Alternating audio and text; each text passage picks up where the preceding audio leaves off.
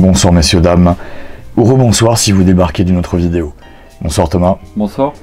Nous nous retrouvons pour la critique de Mission Impossible The Final Reckoning, le 8e opus de la saga.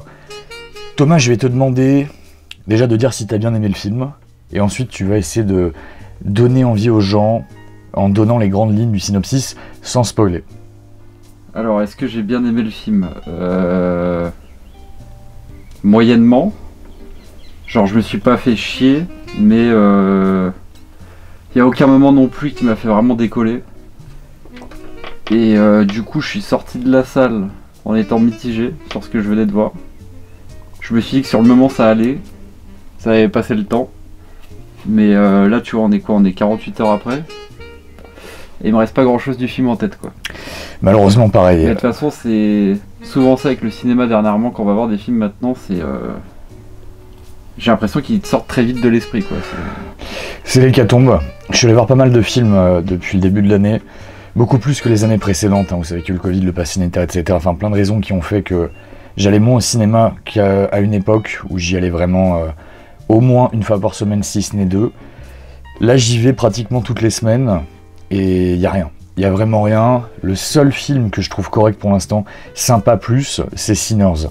C'est le seul que j'ai trouvé plutôt sympa. Du reste, pour moi, ça va du médiocre au catastrophique, et ce Mission Impossible Final Reckoning est dans la catégorie médiocre. Ouais. Je ne le reverrai pas, je pense, malheureusement. Non, c'est ça, c'est avoir une fois, ça peut être sympa, mais c'est impossible à regarder pour moi, quoi. Ça reste du grand divertissement. Ouais. C'est dans la veine des dernières Missions Impossibles. Donc on rappelle que le réalisateur Christopher McQuarrie est en charge de la saga depuis Rogue Nation. Donc c'est depuis le 5e opus. Donc c'est une saga qui au début avait pas mal de réalisateurs. Le premier Mission Impossible, Thomas, on va faire un petit quiz.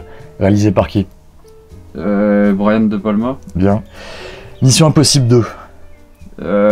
C'est pas John Woo, je sais plus quoi. Si, bien. C'est ça? Très bien. Mission Impossible 3. Ça, je sais plus. Un réalisateur qui réalise pas très bien. Ah oui, J.J. Abrams. Bien. Vous voyez, en fait, tout d'un coup, on dit un mec qui réalise pas très bien et trop. Oui, bah il m'a choqué que c'est Star Wars, donc si tu veux, depuis je suis traumatisé. Ouais. Et le 4e opus était réalisé par un très grand réalisateur. Je sais pas. Brad Bird. Ok. Et depuis que Tom Cruise a fait Jack Reacher avec Christopher McQuarrie, se sont liés d'amitié, ça marche bien ensemble. Donc c'est lui qui est en charge de tous les derniers Missions Impossibles. Et il signe une réa qui est pas mal. En fait, moi, ce qui me surprend, c'est surtout les scènes d'action. Du reste, je trouve que la réa est en dessous des précédents. Surtout, pour moi, peut-être le meilleur des 4 qu'il a réalisé, c'était Fallout. Surtout la scène de course-poursuite à Paris, que j'ai trouvé vraiment bien. Le 6 ça ou le 5, je sais plus. Le 6. Ok. Qui est sorti en 2018. Ouais, c'est la scène avec l'avion. Non, moi je parlais de la scène de poursuite dans Paris. Oui, mais c'est aussi dans celui-là où il y a l'avion, non? Oui, il s'accroche à l'avion. Oui, enfin, il y a des avions dans quasiment toutes les Missions Impossibles, mais oui, au début du film, en fait, t'as Tom Cruise qui se fait enlever son truc d'oxygène par Henry Cavill. Et après, du coup, il le poursuit, tu sais, ils prennent le parachute tous les deux, il y a un coup de tonnerre, enfin bref, je vais pas vous résumer tout le film. Et j'ai trouvé la réa de ce dernier Mission Impossible un peu en dessous des précédents dans la globalité, sauf dans les scènes d'action qui sont très impressionnantes, d'ailleurs c'est pour ça qu'on va voir le film. Mais après, il y a eu des problèmes de production. C'est-à-dire qu'en fait, ça devait être tourné back-to-back, les deux dernières Missions Impossibles. Donc Dead Reckoning qui est sorti en 2023 et ce Final qui sort seulement en 2025. À la base, ça devait sortir en 2021 et 2022, mais il y a eu le Covid, etc., tout ce qui s'en est suivi. Et ils ont rencontré des problèmes de production en 2023. Et donc c'est un 8e film qui a été tourné séparément du 7e. Il y a eu la grève des scénaristes, enfin tout un tas de problèmes. Donc peut-être que ça explique une réa un peu en dessous, parsemé de flashbacks des différents opus, qui essaie de tout lier entre eux. Ça, c'est ce qu'on peut reconnaître au film, c'est qu'il essaie vraiment de lier tous les Missions Impossibles entre eux. Il y a quelques petites surprises, et puis on voit aussi que Tom Cruise n'oublie pas ses anciens partenaires. On a toujours Ving Rhames, c'est celui qui joue Marcel Suarez dans Pulp Fiction, qui est présent. Simon Pegg qui est là depuis Mission Impossible 3. Et puis vous verrez, il y a une autre petite surprise qu'on va pas vous spoiler, mais Thomas, maintenant, pour donner envie comme aux gens qui se disent, moi écoute, j'ai rien vu en 2025, j'aimerais bien aller au cinéma, c'est comme du bon divertissement, c'est Tom Cruise, comment tu pourrais donner envie aux gens d'aller voir le film? Bah déjà, je pense qu'il faut que je précise deux choses. C'est que, avant d'aller voir le film, je m'attendais pas à énormément de choses. Parce qu'en fait, bah, déjà c'est le 8e opus, que moi je me suis rendu compte que plus ça allait, moins je les retenais. Autant tu vois, les 3 premiers je les ai bien en tête. Le 4 j'ai quelques briques, et en fait à partir du 5, là les derniers, le 5, le 6, c'est confus, tu vois, je me rappelle quasiment plus de rien, c'est mélangé. Le 7, je me suis rendu compte juste avant de voir celui-là qu'en fait je ne l'avais même pas vu. Ce qui est embêtant parce que c'est la première partie. Donc j'ai dû faire un rattrapage où j'ai vu quelques scènes pour essayer de comprendre vite fait le fonctionnement du set, qu'est-ce qui se passait d'important et tout pour pas être perdu dans le 8. On lui a résumé le scénario, Lana t'as fait un bon résumé du set quand même. Même si effectivement je pense que au début du 8 là ils font l'effort effectivement de nous repasser pas mal de scènes des anciens pour essayer de connecter un peu le truc. Donc je pense que même quelqu'un qui aurait loupé un ou deux films ou qui aurait pas tout en tête, je pense que de toute façon le scénario du 8 est assez simple. Donc je pense que même quelqu'un qui n'a pas tout suivi peut regarder le film et pas être perdu. Oui, mais comment tu donnerais les grandes lignes pour donner envie? Le synopsis vite fait? Ouais, mais très vite fait, sans spoil. Bon, en gros c'est très basique, hein. C'est une IA qui prend petit à petit le contrôle du monde. Qui s'appelle l'entité. Et donc, quand je vous dis qu'elle prend le contrôle du monde, c'est carrément que petit à petit, elle va prendre le contrôle de tous les arsenals nucléaires et tout. Des différents pays, sauf les États-Unis. Et là, tu fais un peu du spoil, faut pas pardon, les détails. J'ai trop spoilé. Ouais. Et du coup, forcément, il y a tout l'aspect des gouvernements qui se demandent s'ils doivent détruire ou prendre le contrôle de cette IA. Plus Tom Cruise et sa bande et d'autres protagonistes qui sont entre guillemets les méchants. Et donc en gros le film tourne autour de ça, quoi. C'est la mission, ça va être d'essayer de bloquer cette IA, mais est-ce qu'ils vont la détruire ou essayer d'en prendre le contrôle? Sachant qu'il y a le grand méchant du précédent, Gabriel, qui revient et il est pas content, il veut prendre le code source de l'IA pour la contrôler. Voilà les grandes lignes, les gars. Le truc, c'est que en gros, ce film tourne essentiellement autour de Tom Cruise, hein, qui prend énormément de place. Et il en prend tellement que finalement, ils vont empirer tout le reste. Les personnages secondaires, que ce soit ses alliés ou les ennemis, on s'en fout un peu. Ils sont pas très charismatiques, ils sont pas très importants. Enfin, vraiment, le film est autour de Tom Cruise. Mais ça, c'est un problème qui arrivait graduellement dans la série. Tom Cruise a toujours été la tête d'affiche et très présent dans la saga, mais c'est surtout à partir de Rogue Nation qu'il est dans quasiment toutes les scènes. Tu vois, quand il y avait De Palma Larrea ou un Brad Bird, il faisait vivre les autres personnages. Là, c'est beaucoup plus compliqué, surtout que je trouve que le casting est beaucoup plus faiblard que dans les opus précédents. Je sais pas, rappelez-vous, dans la saga, on a quand même eu Jon Voight, on a eu Jean Reno. Bon, après, Jean Reno, c'est pas non plus le meilleur acteur du monde, mais moi, j'aime bien. Il y avait Anthony Hopkins dans Mission Impossible 2. Emmanuel Béard. Il y avait Emmanuel Béard, c'est vrai, dans le premier. Il y avait Philip Seymour Hoffman dans le 4. Non, dans le 3, pardon, excuse-moi, t'as raison. Enfin, il y avait comme des sacrées têtes d'affiche, et là, je trouve que le casting est quand même en dessous des précédents. On est d'accord. Surtout le méchant, Gabriel. Méchant, j'ai oublié son nom, il s'appelle... j'ai oublié son nom, Gabriel, je suis désolé. Oui, l'acteur, je l'ai oublié. Je sais pas son nom. Je ne sais plus. Pareil pour la nouvelle. Celle qui joue Grace. Je n'ai pas retenu son nom. Puis j'ai même pas envie vraiment de retenir pour l'instant le nom de ces acteurs. Puis ils n'ont pas le temps d'exister, les personnages n'ont pas le temps d'exister à l'écran. Mais d'ailleurs le film en est conscient, si je peux faire un mini spoil entre guillemets. C'est que le film en rit lui-même parce que le méchant, la Gabriel, finalement, il a une fin qui est à la hauteur de son personnage, c'est-à-dire ridicule. Ah oui, lamentable. Mais comme souvent, dans les dernières Missions Impossibles. Enfin, remarque, non. J'ai envie de te dire que c'est comme ça depuis le premier. Rappelle-toi comment meurt Jean Reno dans le premier Mission Impossible. Ça a toujours été un peu ridicule, hein, les morts des méchants. Bref, mais c'est vrai que là, je trouve que Tom Cruise est peut-être trop présent, beaucoup trop présent. Pour ceux qui payent le ticket pour voir Tom Cruise, vous allez le voir quasiment tout le temps. Et je trouve que c'est trop. C'est trop. C'est dommage de pas faire exister le reste du casting. Et même en plus, quand il y a des... je vais pas spoiler, mais... bref, Tom Cruise est trop présent. Voilà. Ça, c'est le plus gros défaut du film, peut-être. Enfin, non, après, l'autre défaut, c'est extrêmement bavard. On a 1h30 au minimum d'introduction sur un film qui dure près de 3 heures. Mais après, ça va, tu vois, les longueurs sont supportables. Il n'y a pas de moment dans le film. Tu t'es pas fait chier, honnêtement, pendant la première heure et demie? Moi, j'ai trouvé que c'était trop bavard. C'est pas fou. Mais j'étais pas non plus en PLS en me disant putain il est quelle heure, j'en peux plus, tu vois, j'ai pas ressenti ça, tu vois. Donc moi, les longueurs étaient relativement bien tenues, enfin genre c'était tankable. Mais Mais oui, il est sur un espèce de rythme, le film, où c'est pas incroyable, quoi. Et moi, en fait, ce film, il me fait poser une grosse question. Oui. Il y a vraiment un truc, quand je pense à ce film, il y a un gros point d'interrogation qui passe pas, en fait. Vas-y, c'est quoi? Bah, c'est le budget, en fait. Ah oui, exact. 400 millions, je comprends pas. C'est vrai. Où le pognon est passé, je ne comprends Moi pas. non plus, alors si quelqu'un a une explication... Oui. J'ai fait des comparatifs, là. Donc par exemple le dernier là, le 7 que du coup j'avais pas vu, j'ai vu des extraits et tout. Bon, il dure je crois une demi-heure de moins. Ouais. Et par exemple il a coûté 250 millions là où celui-là a coûté 400 millions, d'accord. Mais du coup je suis allé comparer à d'autres choses par exemple. Je vais prendre un exemple à la con, mais par exemple le dernier Batman de Nolan, Dark Knight Rises. Il avait coûté 250 millions. Et il faisait 2h40 et quelques. Celui-là il fait 2h50, donc c'est à peu près le même genre de longueur. Et le budget c'est quasiment le double. Or je trouve qu'en termes de scènes d'action, d'effets spéciaux, tout ça, enfin dans Dark Knight Rises autant t'es servi, autant là dans le film globalement il y a 2 grosses scènes d'action et c'est tout. Et je comprends pas en fait comment il a pu coûter autant d'argent. Bah, c'est l'inflation Thomas, c'est la guerre en Ukraine. Non mais honnêtement j'en sais rien, je ne sais pas.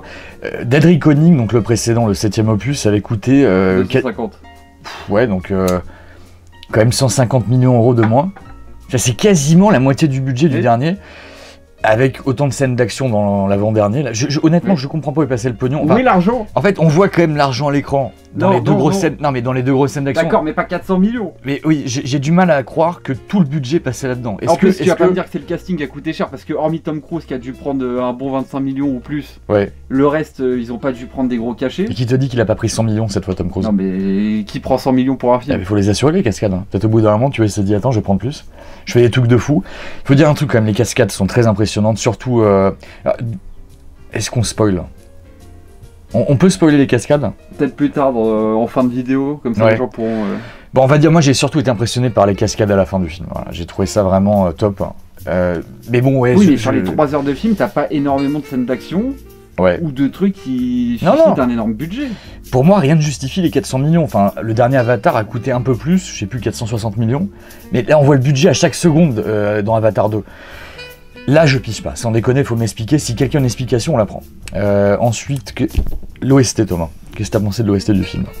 Bah, c'est basique. C'est un espèce de thème de Mission Impossible remixé qui passe en boucle. Il y a un seul thème pour moi dans le film. Et moi, mon problème, en fait, c'est que c'est... j'ai l'impression que c'est la même OST, la même orchestration depuis au moins Fallout, si ce n'est Rogue Nation. Oui, il y a 0 effort. C'est tout le temps la même chose. D'ailleurs, les génériques, depuis Rogue Nation, c'est tout le temps les mêmes, avec évidemment...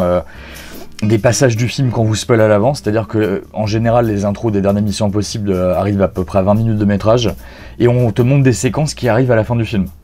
Mais c'est vraiment monté encore une fois de la même façon, même musique, même façon de faire.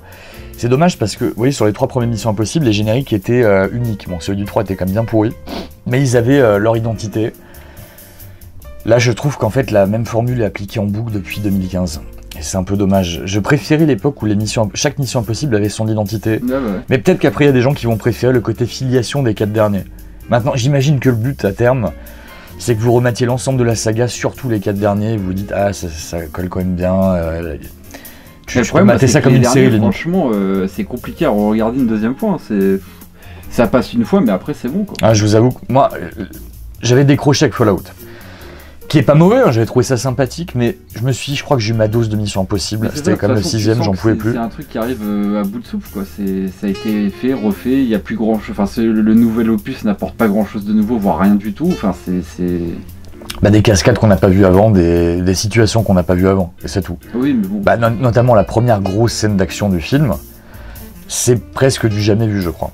On peut reconnaître aussi que le film utilise beaucoup de vrais effets, c'est des vraies cascades, il y a beaucoup de vrais. Ça fait plaisir, je crois que c'est un des derniers films qui va faire ça parce que de plus en plus on va vers le full CGI. Donc on peut reconnaître à Tom Cruise cette envie.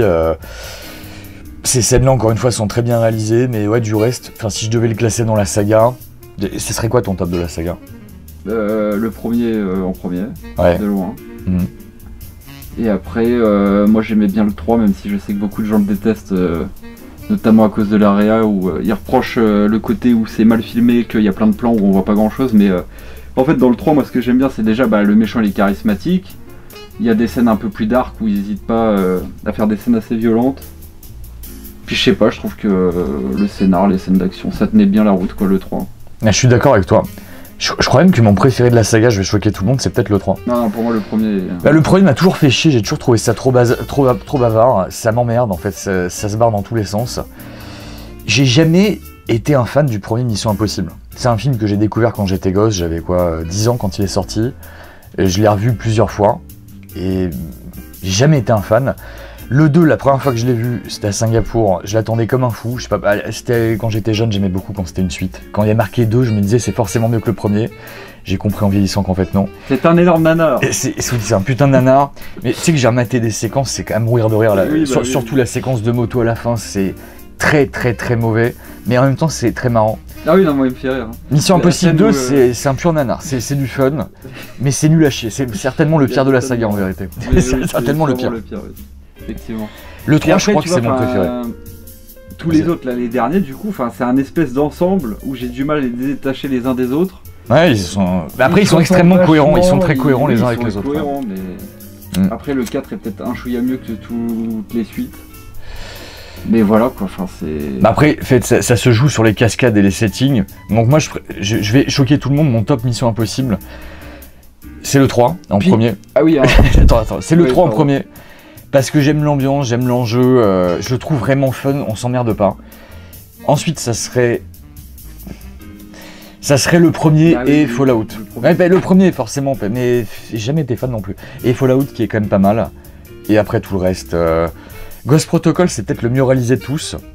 Mais il m'a jamais touché, jamais accroché, je le trouve trop humoristique. J'aime pas le ton. J'aime pas la BO non plus, j'aime pas j'aime pas les arrangements dans Ghost Protocol. Je trouve qu'il fait trop fun, trop léger. C'est pas ma cam. Et après, je suis d'accord que les derniers, c'est dur de les différencier, mais je pense quand même le meilleur de loin, c'est Fallout. Ne serait-ce que pour le setting à Paris dans la première moitié du film, qui est vraiment top. Et puis les derniers, en fait, pour moi, de plus en plus, ils ont perdu leur identité spécifique à Mission Impossible. En fait, ça ressemble trop à des James Bond, les derniers, en fait. Ouais. C'est plein d'enchaînements, de scènes d'action, de cascades, de gadgets, de trucs comme ça. Enfin, c'est... Ah, ça fait un moment que la saga est proche de James Bond, bah oui, à part Amy 2. Mais vraiment, les 4 derniers, je trouve, c'est vrai. C'est trop indissociable l'un de l'autre, en fait. Bah voilà pour le petit top, mais enfin moi c'est une saga que je ne porte pas dans mon cœur. Il y a une époque où c'était presque un événement quand il y avait Mission Impossible. C'était un événement d'ailleurs. Ah là, ça l'est tellement plus que le 7, on savait même pas si on l'avait vu ou pas, quoi.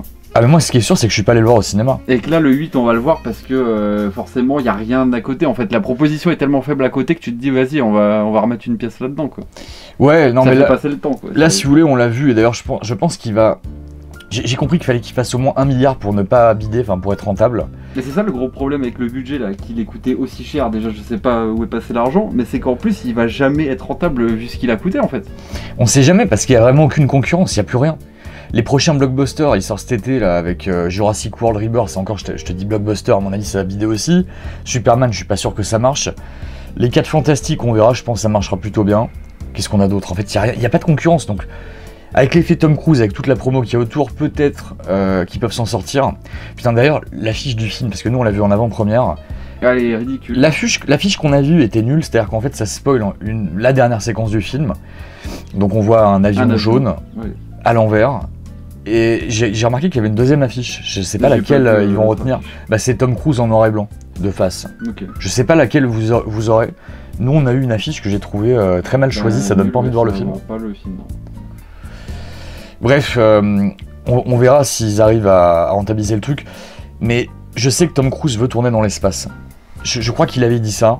Donc peut-être que ça sera pour l'ultime Mission Impossible, parce que là, on peut comme spoiler ça, le film n'est pas... Visiblement, vu la fin, oui, ça laisse entendre qu'il y aura sûrement... C'est pas une véritable conclusion. Une suite, quoi. Même si ça s'appelle The Final Reckoning, ça veut rien dire. Hein. À la fin, il laisse clairement la porte grande ouverte pour une suite. S'il tourne dans l'espace, pourquoi pas. Si c'est pour appliquer encore la même formule, ça sera sans moi j'en peux plus. Ouais, pareil. Mais je m'étais déjà dit ça pour Fallout en 2018, les mecs, hein, ça remonte. Donc là, je me suis forcé à voir ces dernières missions impossibles. Je préfère vraiment l'approche sur Top Gun Maverick, par exemple. J'ai passé un bien meilleur moment devant Top Gun 2. Même s'il y a des longueurs plus dures à tanker. Ouais, peut-être. Ça m'a moins dérangé sur Top Gun 2 que sur ce Mission Impossible. Moi, vraiment, tout ce que je retiens, c'est les 2 grosses scènes d'action, les 2 gros morceaux, et c'est tout. Bah oui, mais il y a pratiquement que ça à retenir du film. Alors parce que le reste, je te l'ai dit tout à l'heure. Mais le reste, c'est un scénario très classique, très basique.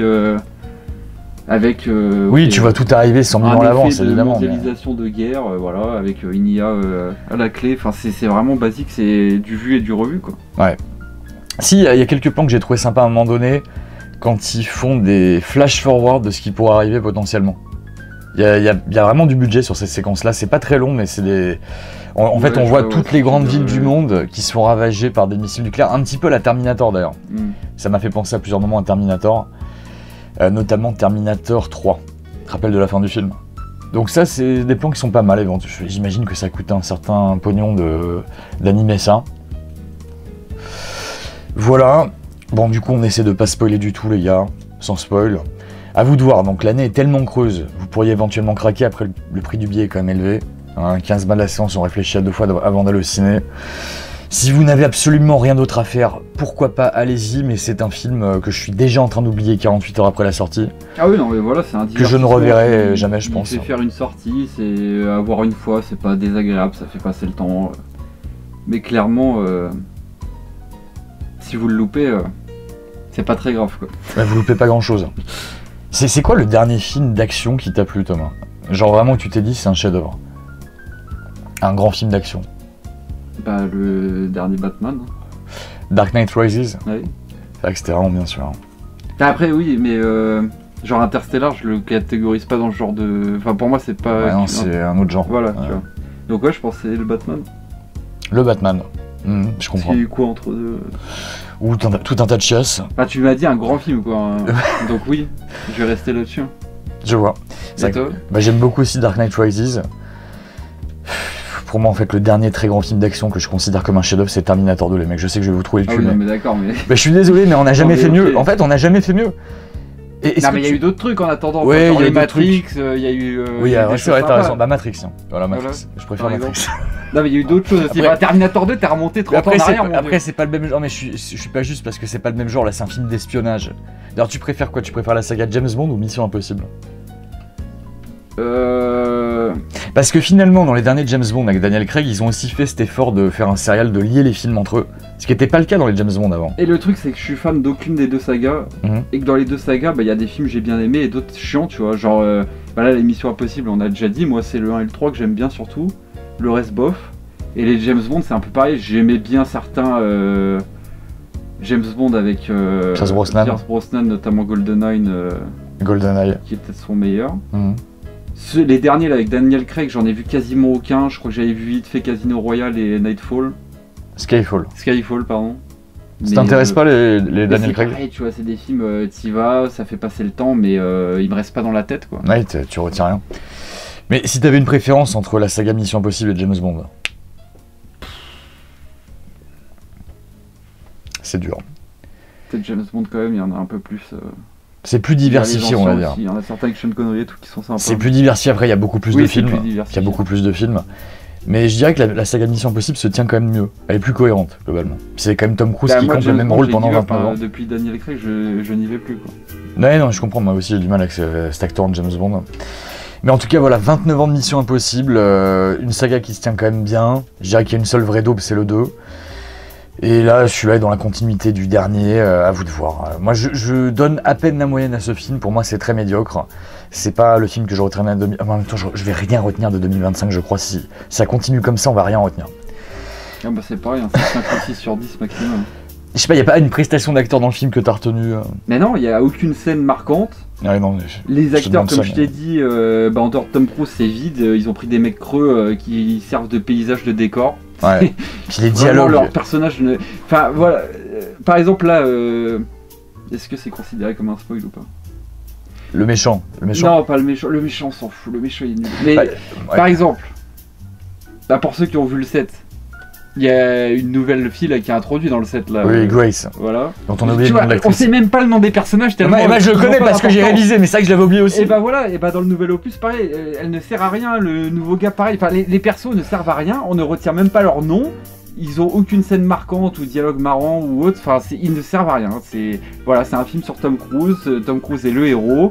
tout tourne autour de lui. Il doit sauver le monde, c'est le dernier espoir de l'humanité. L'égocentrique maximum. Ah, c'est la mégalomanie absolue, bien sûr. On est même dans des scènes surréalistes où, sans spoil, mais il se passe des trucs. Oui, c'est pas possible physiquement, il mais devrait crever, mais il crève pas, quoi. Oui, mais ça a toujours été le cas dans cette saga, ça a toujours été n'importe quoi. À un point. C'est vrai, c'est vrai. Bref. Vous sentez qu'on en a rien à foutre, quoi. On en a vraiment rien à foutre. On en a rien à foutre, voilà. On vous conseille pas le film spécialement, à vous de voir. Si vous nous direz. Oui. Si vous faites chier et que vous voulez vous divertir, voilà, vous allez passer 3 heures là devant le film. Vous allez vous faire chier 3 heures. Ça passe le temps. Moins les scènes d'action. Donc, allez. Vous ferez un petit resto après, puis le lendemain vous l'aurez oublié, vous lui aurez dit voilà. c'est terminé. Un petit McDo, un petit popcorn. Moi j'ai pris mon gros saut de popcorn pendant le film, j'ai essayé de. Tu vois, j'essaie de déconnecter. Non, en vérité, vous allez vous emmerder pendant, allez, 2h15. Ouais, 2h15, en fait, les scènes d'action sont le seul intérêt du film, on peut le dire. C'est très mal écrit par endroits, les dialogues c'est une catastrophe, les dialogues du méchant, mais au secours. C'est très mauvais, de toute façon, depuis des années, les dialogues des méchants dans la Mission Impossible sont à chier. C'était pareil pour Henry Cavill et compagnie, enfin bref. Voilà, un film qu'on ne vous recommande pas spécialement, voire pas du tout, mais pour Tom Cruise éventuellement, parce qu'il n'y a rien d'autre en film d'action en 2025. Voilà, c'est ce qu'on peut dire. Merci de nous avoir suivis, merci Thomas pour ton expertise. Merci à vous les gars. Merci beaucoup, je vous dis à très bientôt messieurs dames, prenez soin de vous. Ciao.